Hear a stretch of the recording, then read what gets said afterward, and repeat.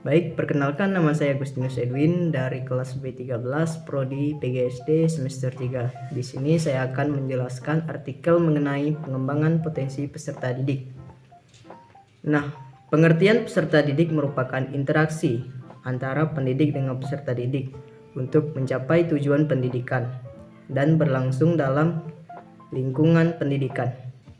Interaksi pendidikan berfungsi untuk mengembangkan seluruh potensi kecakapan dan karakteristik peserta didik, di antaranya yaitu karakteristik fisik, motorik, intelektual, sosial, emosional, moral, dan spiritual. Interaksi antara pendidik dan peserta didik merupakan hubungan timbal balik dan saling mempengaruhi. Agar para pendidik dapat berinteraksi dengan baik dengan peserta didik, maka pendidik perlu memiliki pemahaman siapa yang menjadi peserta didiknya. Nah, yang selanjutnya, konsep perkembangan perilaku dan pribadi peserta didik. Yang pertama yaitu pengertian individu. Dalam konteks pendidikan, peserta didik harus dipandang sebagai pribadi yang utuh, yaitu sebagai satu kesatuan sifat makhluk hidup individu dan makhluk hidup sosial, sebagai satu kesatuan jasmani dan rohani, serta sebagai makhluk ciptaan Tuhan. Yang kedua, keragaman karakteristik individu. Usia anak SD berada dalam akhir masa kanak-kanak yang berlangsung dari usia 6 sampai dengan 12 tahun. Itu menurut Yusuf pada tahun 2014. Individu yang melakukan kegiatan belajar adalah peserta didik.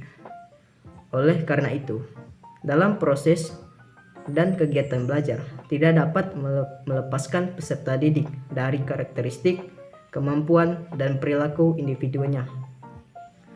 Nah, menurut Desmita pada tahun 2014, di bukunya pada halaman 57, ada 3 hal penting yang perlu diperhatikan berkaitan dengan karakteristik individu peserta didik. Yang pertama, karakteristik yang intelektual, kemampuan berpikir dan hal-hal yang berhubungan dengan aspek psikomotorik. Yang kedua, karakteristik yang berkaitan dengan latar belakang dan status sosiokultural. Yang ketiga, karakteristik yang berkaitan dengan perbedaan kepribadian seperti perasaan, sikap, minat, dan sebagainya. Yang selanjutnya, faktor-faktor yang mempengaruhi keragaman individu. Faktor-faktor yang mempengaruhi keragaman individu, karakteristik atau ciri-ciri individual adalah keseluruhan perilaku dan kemampuan individu sebagai hasil pembawaan dan lingkungan pembawaan yang bersifat alamiah. Natur adalah karakteristik individu yang dibawa sejak lahir atau diwariskan dari keturunan. Nah, sedangkan nurture yaitu pemeliharaan atau pengasuhan adalah faktor-faktor lingkungan yang mempengaruhi individu sejak dari masa pembuahan sampai selanjutnya. Natur dan nurture ini merupakan faktor yang mempengaruhi keragaman individu. Yang selanjutnya, tahapan perkembangan perilaku dan pribadi peserta didik. Tahap perkembangan perilaku dan pribadi peserta didik menurut Libert, Paulus, dan Strauss-Sunarto pada tahun 2002 di bukunya pada halaman 39 mengatakan bahwa perkembangan adalah proses perubahan dalam pertumbuhan pada suatu waktu sebagai fungsi kematangan dan interaksinya dengan lingkungan. Istilah perkembangan lebih mencerminkan perubahan psikologis. Kematangan adalah perubahan yang terjadi pada masa-masa tertentu yang merupakan titik kulminasi dari suatu fase pertumbuhan dan merupakan kesiapan awal dari suatu fungsi psikofisik untuk menjalankan fungsinya. Makmun pada tahun 2009 di bukunya pada halaman 79. Masa kelas rendah sekolah dasar. Menurut Yusuf 2014, beberapa sifat anak-anak masa ini adalah sebagai berikut.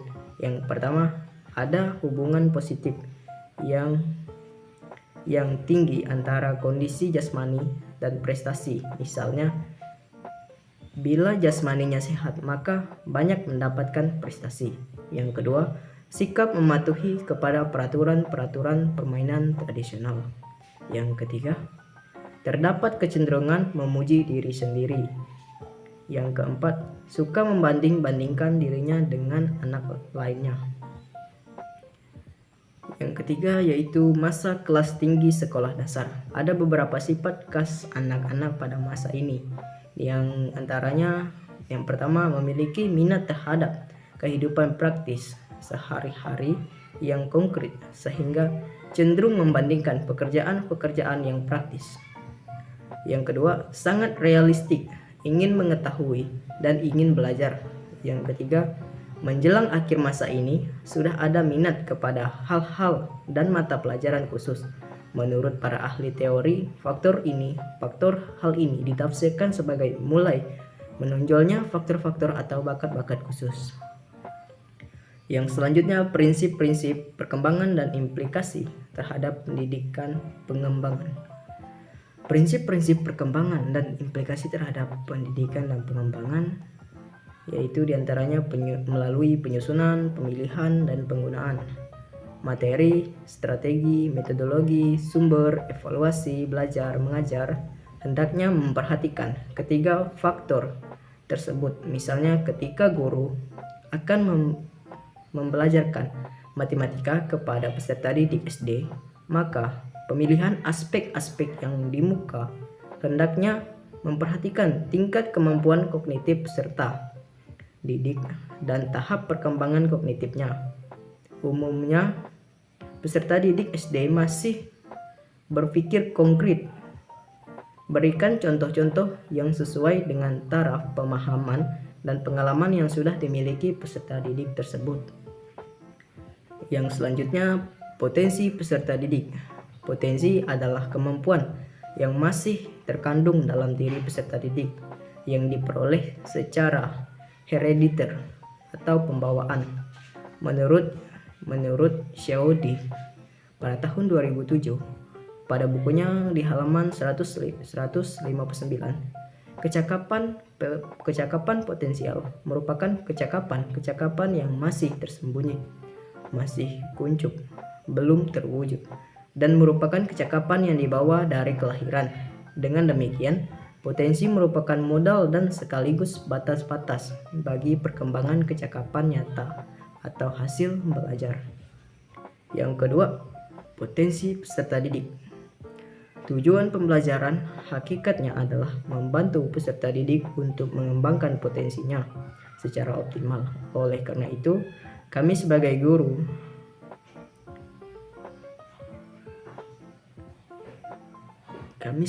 guru yang memiliki motivasi dan bekerja keras, mengenali dan memahami potensi peserta didik asuhannya secara cermat dan jujur. Dengan demikian, guru dapat merencanakan pembelajaran yang tepat, kreatif, dan efektif agar peserta didik mencapai prestasi terbaiknya sesuai dengan potensinya. Ada beberapa jenis potensi peserta didik di sini. Potensi dibedakan menjadi potensi fisik dan potensi psikologis. Ini menurut Esmita pada tahun 2014. Potensi psikologis berkaitan dengan kecerdasan atau inteligensi, bakat, dan kreativitas. Kecerdasan diantaranya adalah kecerdasan umum dan kecerdasan majemuk. Bakat terbagi menjadi bakat sekolah dan bakat dalam pekerjaan. Oke, mungkin sekian materi yang dapat saya sampaikan. Kurang lebihnya mohon maaf. Sekian dan terima kasih.